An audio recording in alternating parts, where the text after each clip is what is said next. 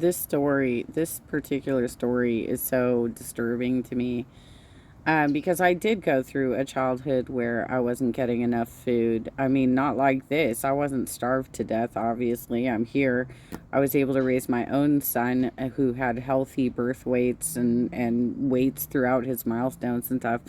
But there is a point at which I think it's in part two of my mini series of this particular segment, in which she says, the mom says, fucking says, that she breastfed the starving child for 20 minutes and then gave her 8 ounces of oatmeal. So we're talking about a 10-month-old trying to digest 2.8 cups of cooked oatmeal. Um, there are so many little details in that story, of how absolutely ridiculous this woman is. I already covered this one on live stream, for Facebook, that she also said that her older daughter, who, which is so weird because they have so many spots in the video where they're bleeping out the other children's names, but when he does an interview at the part, I think it's part 6 or part 5, where they do an interview and they drop that the older daughter's name is Elizabeth, and they didn't bleep it that time.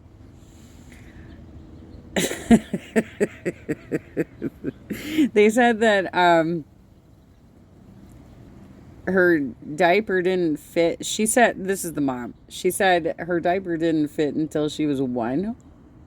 First of all, they make diapers in multiple sizes, so this is weird why you're buying the wrong size if she doesn't fit it.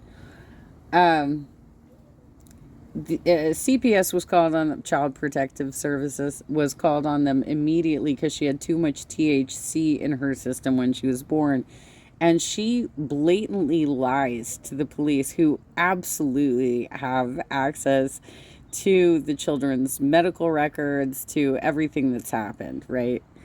And she blatantly lies and says that she was held in the hospital because she had birth fluid behind her lungs, which is fucking impossible. Plus, there's another part in this story where she says that the daughter, I'm fairly certain of this, maybe I'm wrong, but I'm fairly certain that she said the daughter was a preemie. And the only reason there might, as far as I know, I'm not a doctor, but as far as I know, as a mother who went through this and was told all of the potential consequences of having a child, was, if you, a preemie could not possibly face this consequence, as far as I can tell, unless it was a consequence of the drugs. But first of all, birth fluid would not get behind the lungs of a child. It would get inside the lungs of a child, and in the circumstance that it would do that is, because when you are in the womb and your entire nourishment is coming from an umbilical cord, and you're not even really breathing yet, right? Like, you're not taking in oxygen. There is a potential that if your pregnancy goes a little bit too long, you are late in delivering. There is one of the reasons they induce women into pregnancy a little bit, before they actually go into labor, which is what happened in my case. I was a week overdue. The reason they like to do that is because it's possible that your child will develop to the point that they will have a bowel movement while in the womb. And if they do that, then the toxins from that bowel movement will get into the amniotic fluid and start being a part of what is ingested by your child. So that can be dangerous, right? Like I said, there's a lot of complications that can happen. And the way she described that was fucking impossible.